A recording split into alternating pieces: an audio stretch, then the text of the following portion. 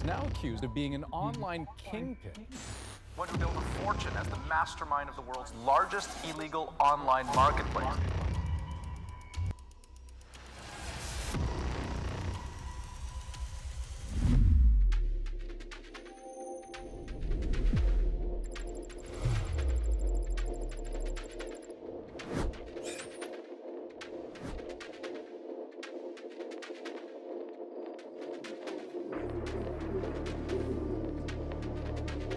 ถนนแคบเกินไปที่จะกลับรถ ฉันไม่ได้ยินคุณ คุณต้องถอยหลังออกไป หยุด อะไรนะ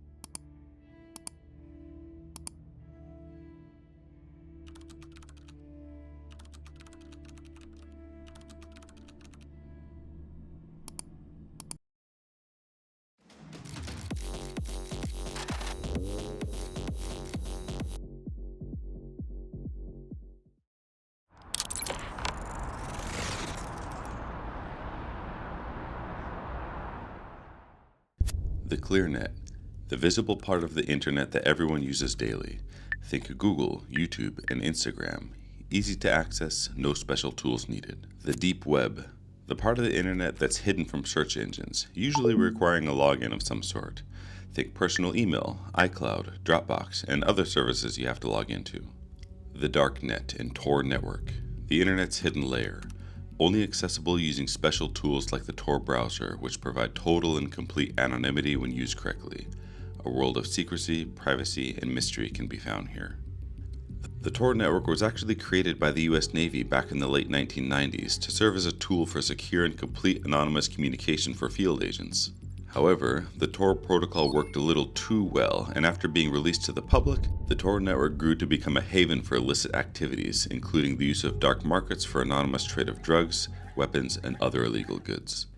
Being the owner of a dark market allows you to collect a certain percentage of every transaction. This is essentially like having a money printer in the back of your office, printing you tens of thousands of dollars every day. But the catch is that every single day, there's always a 1% chance that the money printer will explode, destroying everything in a 10-mile radius. The money printer exploding is just an analogy for being raided by the feds. And the goal of operating one of these dark markets is to make as much money as you can, as fast as you can, and then disappear without leaving a trace. The first dark market, and perhaps the most famous, Silk Road, was launched in February of 2011. Silk Road facilitated approximately 1.2 billion total sales before being seized by the FBI in October of 2013. It operated as a pioneering platform for anonymous trade, primarily dealing in illegal drugs, until its shut down following the arrest of its founder, Ross Ulbricht, aka Dread Pirate Roberts. At the time of his arrest, Bitcoin was valued at around $180 per coin. This was worth around $25 million at the time.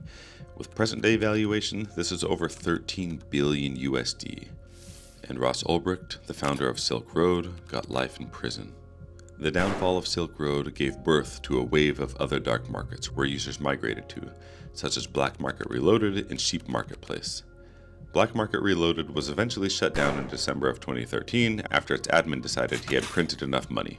Sheep Marketplace also decided they had printed enough money, but when they shut down, the operator pulled off an exit scam, stealing approximately $6 million worth of Bitcoin from its users.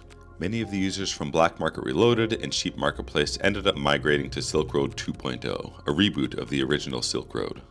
Silk Road was launched in November 2013 by former admins and devs from the first platform, aiming to continue its legacy of anonymous trade and continuing to print money. Eventually, Silk Road 2 was also shut down in November of 2014 as part of Operation Onimus, a coordinated law enforcement effort that seized the site and arrested its operator, Blake Benthal.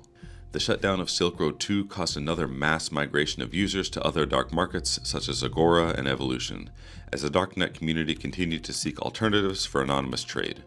Eventually, the Agora admin decided they had printed enough money and decided to shut down the market, but this time they allowed the users to withdraw their funds before ceasing operations. The Evolution dark market, however, conducted an exit scam and its administrators disappeared in March of 2015, taking with them an estimated $12 million worth of Bitcoin, leaving the users unable to withdraw their funds. After the shutdown of Agora and the exit scam of Evolution, users were left desperate and scrambling for reliable alternatives. This caused a final, mass migration to a dark market known as Alpha Bay. Alpha Bay eventually reached a user base of over 400,000 users, causing it to become the largest and most profitable dark market of its time. Alpha Bay raked in an estimated $600,000 to $800,000 daily in transactions at its peak. This resulted in the owner, Alpha 2, earning an estimated net income of $20,000 per day. Now that's one big money printer, but who that belong to? And we really gonna let that go?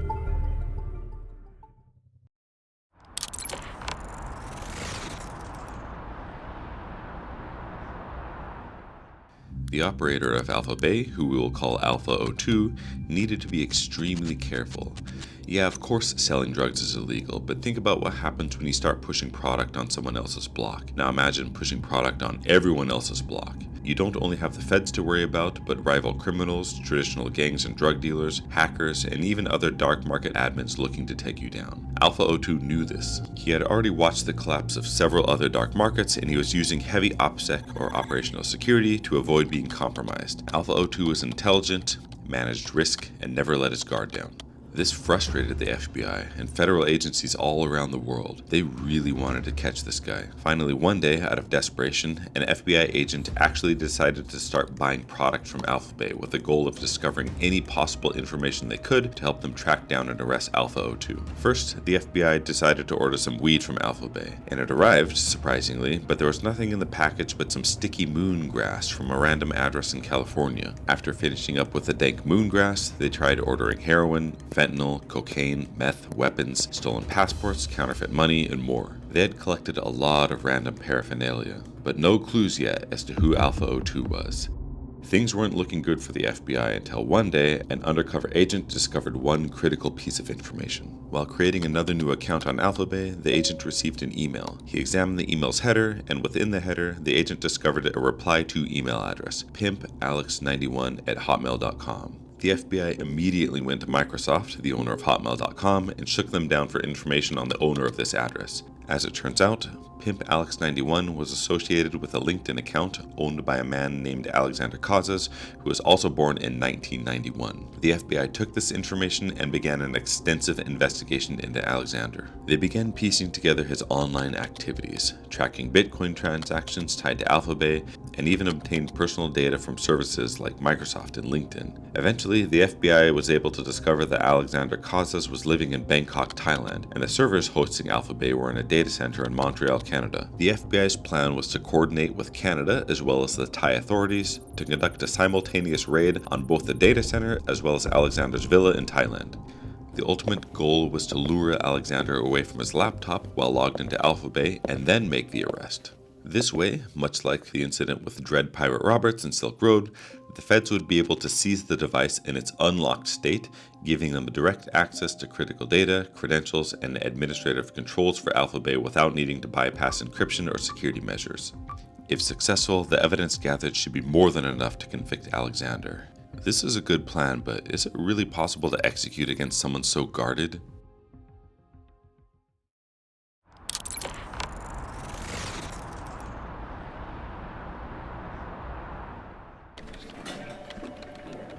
During the FBI's ongoing investigation into Alpha Bay, they came to two big realizations.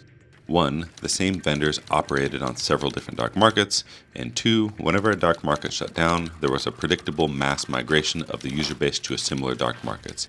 In particular, the FBI identified that many users and vendors who frequented Alpha Bay also conducted business on Hansa Market, a smaller but significant dark marketplace known for illicit trade including drugs, weapons, and counterfeit goods.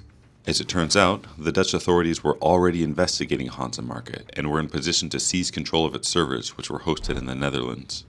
After learning that the FBI was about to arrest Alexander Casas, aka Alpha 2, and bring down Alphabay, the Dutch proposed a plan.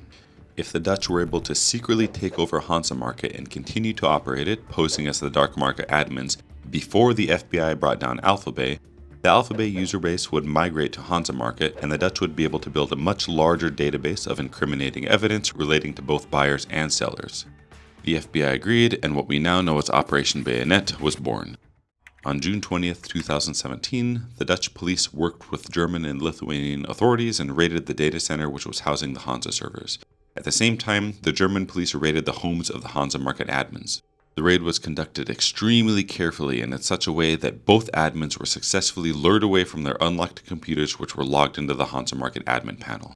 Once the German police had seized all the evidence and secured the admins, they gave the green light to the Dutch authorities, who then silently migrated the Hansa Market servers into a data center in the Netherlands where they had jurisdiction. While the two Hansa Market admins were in jail, they gave up all the usernames and passwords for all parts of the Hansa Market. This allowed the Dutch authorities to log into the Hansa Market servers and continue operating it in place of the original admins. This is literally something out of the movies. From the Hansa Market user standpoint, nothing had happened. The Dutch authorities, acting as the admins, continued to provide great customer service and allow the site to continue its normal operations. The Dutch government was now running Hansa Market and took steps to collect every possible piece of information about its users that they could. The Dutch government even went so far as to tricking the users into installing a piece of spyware designed as a backup Bitcoin wallet. The honeypot was complete. The Dutch government were in full control of Hansa Market and were methodically siphoning off and processing both buyer and seller data. They were now ready for the FBI to conduct the next step: the takedown of Alexander Casas, aka Alpha 02, and the Alphabay dark market. Time for a super quick break. If you're enjoying the content so far, please turn on the notification bell for us. Remember, it's not just me producing these videos, but a whole team of people doing their absolute best. You turning on notifications would make us very happy. We appreciate you watching, and back to the content.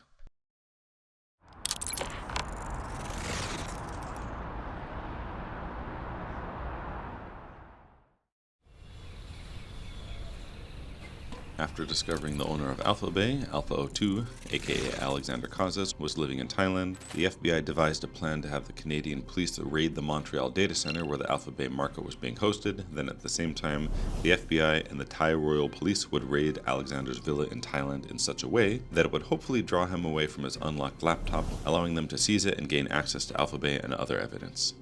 On Wednesday, July 5th, 2017, the FBI and the Canadian police executed their plan. The Canadian police raided the data center and seized the servers, taking them offline. At the same time, the Thai police went to Alexander Casas' villa in Bangkok. The Thai police used an unmarked police car to stage an accident in front of Alexander's house. A woman in plain clothes was pretending to have trouble turning her car around in front of the villa and intentionally smashed into the gate. This was all with the intent of creating a commotion involving the gate guard. There were several other Thai police officers nearby, disguised as neighbors and other people passing by. They joined in on the yelling, intentionally creating a ruckus to draw Alexander out of his house. At first, he didn't come out, so they continued to escalate. But eventually, Alexander came out of his house, cell phone in hand, and shirtless, wearing a pair of blue shorts and sneakers. Annoyed, Alexander approached the driveway to inspect his damaged gate. He asked what was going on, but the Thai police just looked at him while slowly surrounding him. Alexander backed up and tried to run, but the signal was given, he was captured, and his phone was taken. As planned, his laptop was open, unlocked, and logged into the Alphabay dark market admin panel. He was actually in the middle of troubleshooting while the Alphabay servers in Montreal were offline. Everything was unlocked, open, and free for seizure by the FBI. They also found a text file on his laptop with all the credentials for the Alphabay site. The evidence they gathered was enough to convict Alexander as the owner of the largest dark market site in the world. Both the capture of Alexander and the takedown of Alphabay servers was kept under wraps, at least for the time being. The Alphabay users had no idea what happened, they just assumed they had fallen victim to another exit scam. But little did they know, history was taking place, and the dark market scene was about to change forever.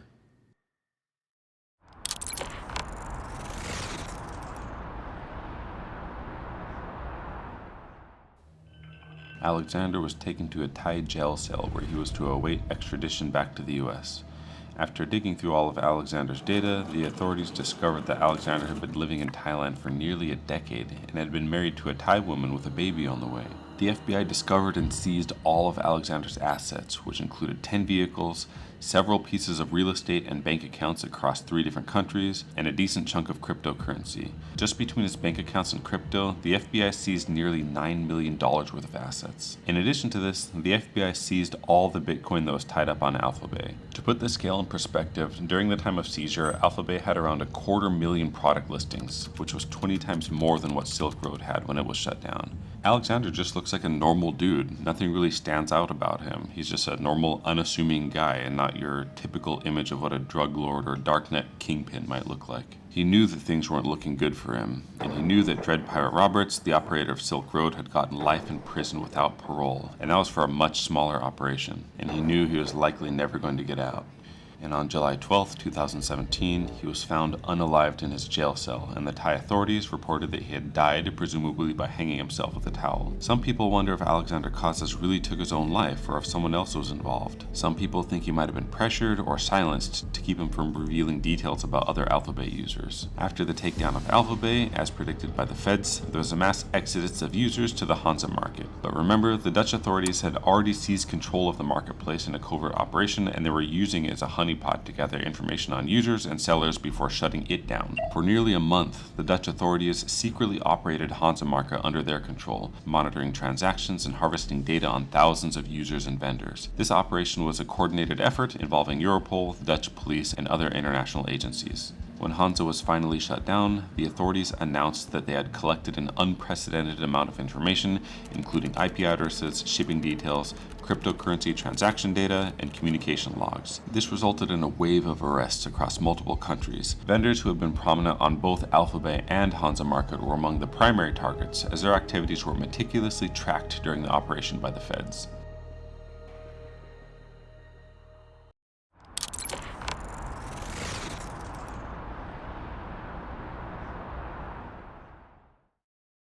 We will continue to find, arrest, prosecute, convict, and incarcerate criminals, drug traffickers, and their enablers wherever they are. The Darknet is not a place to hide. We will use every tool we have to stop criminals from exploiting vulnerable people and sending so many Americans to an early grave